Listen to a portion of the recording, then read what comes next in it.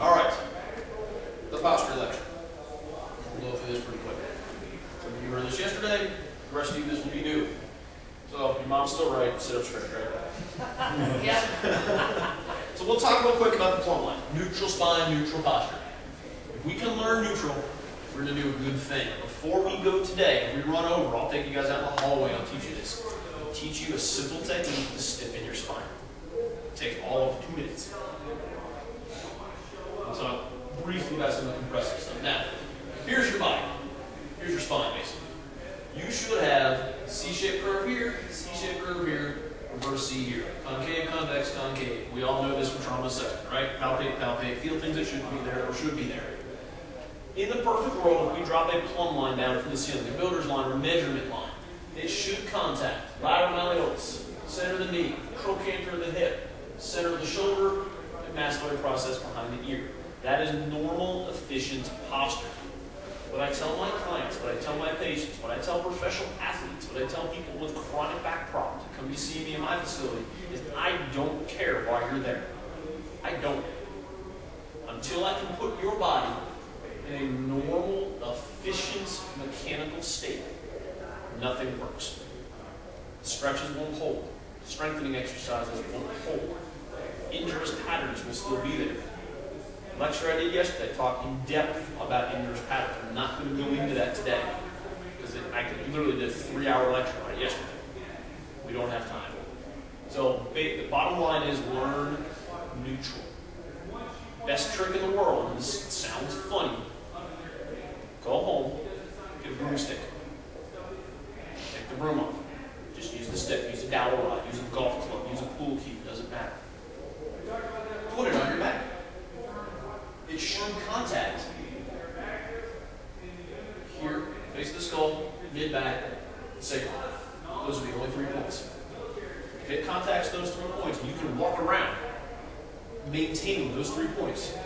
You'll do a phenomenal ab exercise. You'd be surprised how hard your abs actually fire to do that. I've actually had patients, most of them had spinal problems. I taught them that maneuver, to stick on their back, and their abs fired so efficiently and so hard they actually cramped. It's easy. Chronic postural distortions, the things we see in the mirror every day, the things we see in our coworkers every day will lead to what we call faulty movement patterns. Muscles that are short that shouldn't be short. Muscles that are weak that should not be weak. Imbalances in the body that should not be there. Happens over time. It basically becomes that proverbial straw that broke your back. The incidents I used yesterday was simple. You've heard of people that were in the shower, or just sitting in a chair and they sneezed and blew a disc. Was it the sneeze that did it? No. Years and years of chronic postural distortion. The body just gets broken down to the point that it can't maintain things anymore. So I think this guy works in every station, everywhere in the country. This is upper cross syndrome. As you're all sitting here today with your heads jutting forward and your shoulders rounded, this is you. Muscles in the front of the body, scalenes, pecs, become very, very tight. Internal rotators of the shoulder become very, very tight. They essentially take your body and pull it this way. We go to the gym, if we do that. When we exercise, we do overhead presses and bench presses, which make it tighter. We sit too long, we're in front of the computer for too long, we run calls too long. Our patients are all on the floor. How do we talk to them? We get down on their level, though, all the time. You ever start an IV with good posture? Work in the hospital with me. I never did it in a truck. Down here. Because of that tightness in the front of the body, that is the cause, the effect in the back of the body. Get very, very tight and weak because they can't fight gravity. They can't fight posture. You end up here all the time. Those muscles become chronically tight, chronically short, chronically weak. But when your neck and shoulders start to hurt, you stretch the front of your neck and your chest? No. You should. You get an MI call, and they're having incredible left arm pain. You know they're having a heart attack. Are you going to treat their left arm? No. Cause and effect. Right? Don't treat the symptom, treat the cause. You're going to take care of the problem before you can fix the symptom. Same exact thing in the lower body, but worse.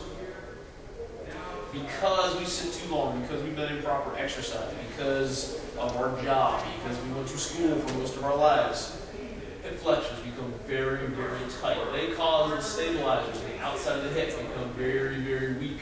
The lower abdominal wall becomes incredibly weak. We all know strong abs mean strong back, right? Well, we're fighting with losing back.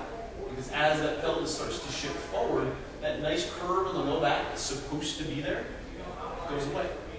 Well, two things happen. It's either going to become hypolordotic, lack of curve, or hyperlordotic, too much curve. Both of them are bad. I gave the analogy yesterday of the jelly donuts. You guys remember those jelly donuts between the vertebrae? Those disc things, they're held in by ligaments and tendons on the front and back of the spine. The jelly donuts and the ligaments and tendons don't take very well to excessive compression, forward or backward. They like that nice distributive C-shaped curve. There's a reason why most back injury occurs in a 4-5-5-1. We lose the curve, the pelvis is pushed forward or rotated back, causing that hypolordosis or hyperlordosis, and we sustain compression injury and shear force injury at L4-5-5-1. There's a reason we have back injury. Get completely preventable. That makes sense? I just brushed through an incredibly complicated topic in about 3 minutes. If anybody wants me to clarify that, let me know. All right.